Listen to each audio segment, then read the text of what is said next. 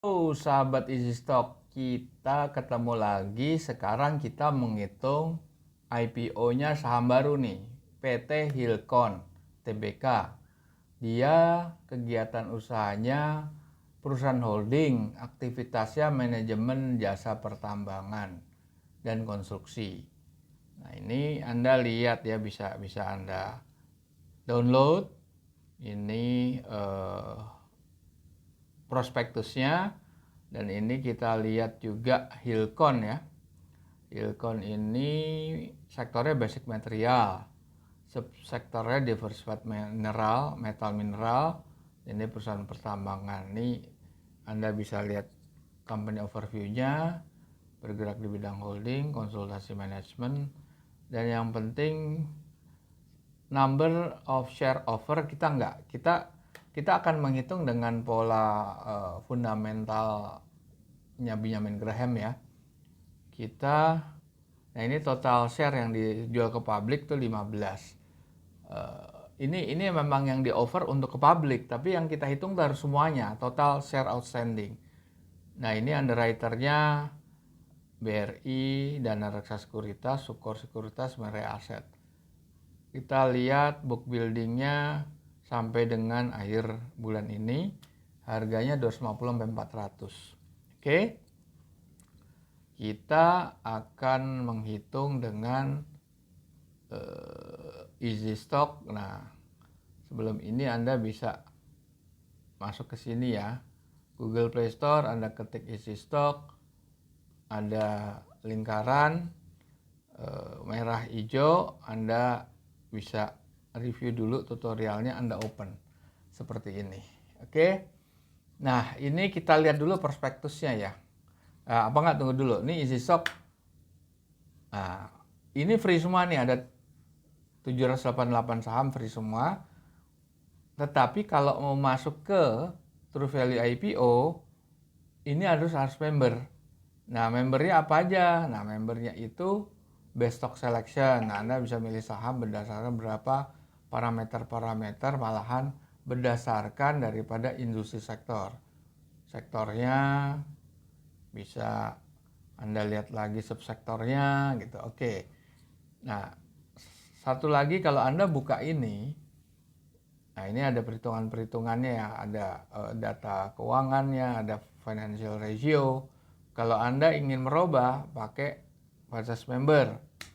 Nah, ini forecast simulator, Anda bisa rubah-rubah. Oke. True Value IPO itu juga seperti ini. Nah, Hilcon basic material Anda harus isi nih. Baru nanti kita isi angka-angkanya ya. Nah, sebelum itu saya mau menjelaskan cara perhitungan kita. Oke, ya, ini kita harus lihat dulu ininya nih. Sorry. Kita lihat. Sebentar ya. Nah, Hilcon. Wah, ini kejauhan kali nih. Sorry. Kejauhan. Kita lihat total share outstandingnya dulu. Yang penting tuh total share outstandingnya kita harus dapat dulu.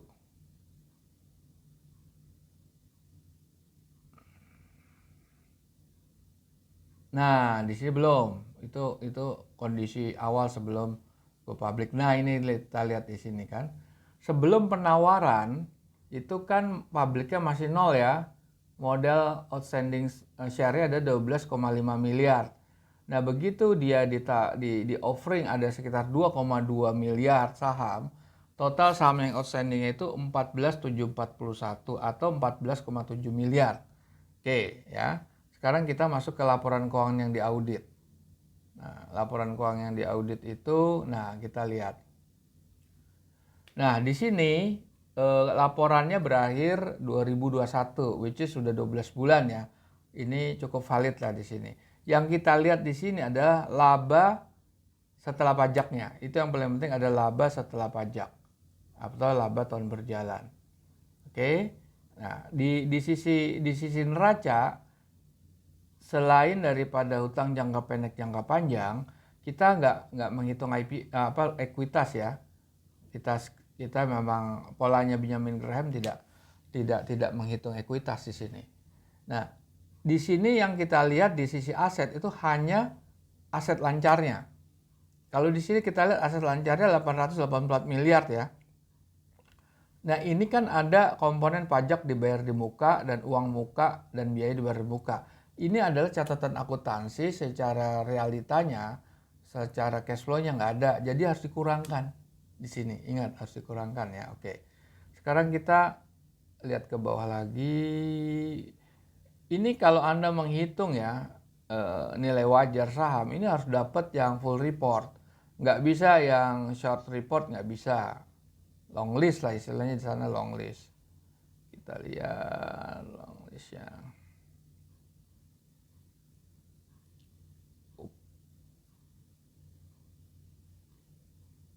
Nah kita mulai dari piutang. Nah ini ada umurnya lebih dari 90 hari. Kita tapi tidak mengurangkan ini dari net current asset. Kenapa? Karena tidak ada catatan bahwa piutang ini sudah mengalami penurunan nilai.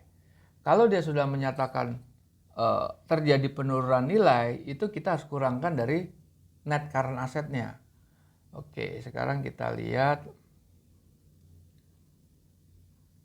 Nah, untuk mengisi capital expenditure dan depreciation, Anda harus mencari kolom aktiva tetap. Di sini aktiva tetapnya totalnya 866 miliar ya. Nah, ini kan kalau di sini di jumlah, ini harus Anda kurangkan lagi nih aktiva tetap, aset tetap dalam penyelesaian. Ini belum bisa dibukukan. Artinya penambahannya yang ini, yang netnya. Nah, kalau dari akumulasi depreciation tuh 156 miliar ya. Oke. Nah, kita harus terus dulu kita cari breakdown-nya daripada profit and loss-nya. Seperti apa? Oke. Nah, ini pendapatan. Biasanya kita lihat di sisi biaya nih. Aktiva tetap sama kan? Oke. Beda sedikit lah. Nah, ini piutang tak tertagih ini harus ditambahkan di pendapatan lain-lain. Meskipun jatuhnya ke biaya, tapi harus ditambahkan karena sebetulnya ini pencadangan. Pencadangan sebetulnya bukan ini non cash expenses gitu ya. Anda harus tambahkan ini ke biaya lain-lain atau pendapatan lain-lain. Selisih kurs ini kan biaya, kerugian selisih kurs. Ini sebetulnya hanya catatan akuntansi, realnya kan enggak. Oke. Udah? Oke. Sekarang kita balik ke isi stok ya. Isi stok itu isi stok ini memakai rumusnya Benjamin Graham. Anda isi seperti ini ya. Terus Anda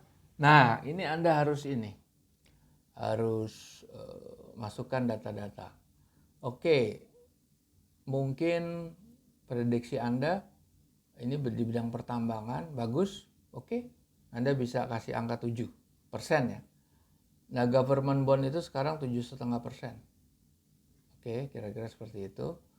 Nah, ini yang penting ini, belanja modal itu terdiri dari capex, opex, depreciation. Jadi sebetulnya kalimatnya bukan belanja modal, tapi sebetulnya gabungan dari capex, opex, depreciation, ya kan? Itu jumlahnya ada 759. Ini Anda harus hitung sendiri gitu. Yang tadi menurut metode yang saya sudah jelaskan kan. Oke. Sekarang laba bersih setelah pajak tuh 507, 211, 123, 223. Utang jangka panjang itu 484 049 123 123. Utang jangka pendek itu 1320 397 123 123. Saham yang beredar adalah 14.741.502. Oke.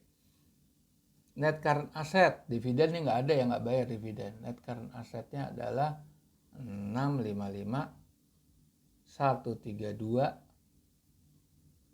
123. Udah, kita cek ulang ya.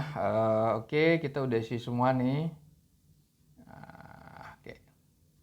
Kita klik nih, check mark nih hijau, klik. Berapa angkanya? 124 sama 57. 124 sama 57. Nah, yang ini nggak bisa masuk lah di sini. Di sini karena belum ada data lengkapnya, ya kita nggak bisa. Nah, sekarang kita lihat ya. Berapa sih harga penawarannya? 250 sampai 400. 250 400. Biasanya yang dipakai angka 400. Harganya di sini tertinggi cuma 125. Terendahnya malah di 60. Artinya angka ini kalau di technical kan support resistance ya. Dan angka ini dia bisa masuk tertingginya menurut valuasi fundamental ya. Bukan market. Kalau market maker atau market play-nya akan beda lah gitu. Itu tergantung supply and demand, tergantung siapa promotor ya, tergantung siapa bandarnya gitu kan. Nah, 125 maksimum dan terendahnya bisa sampai turun sampai 60. Jadi kalau dari sisi fundamental harga ini kemahalan. Oke, para pemirsa, kita selesai bahas saham Hilcon. Kita akan berjumpa lagi di